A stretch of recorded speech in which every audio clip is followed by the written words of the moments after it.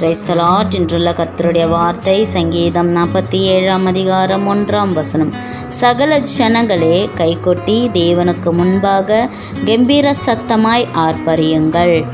பிரியமான தேவ பிள்ளைகளே, கைகொட்டி தேவனுக்கு முன்பாக சத்தமிட்டு நீங்கள் செபியுங்கள், கம்பீர சத்தத்தோட ஆர்ப்பரியுங்கள் என்று வேதம் சொல்லுகிறது.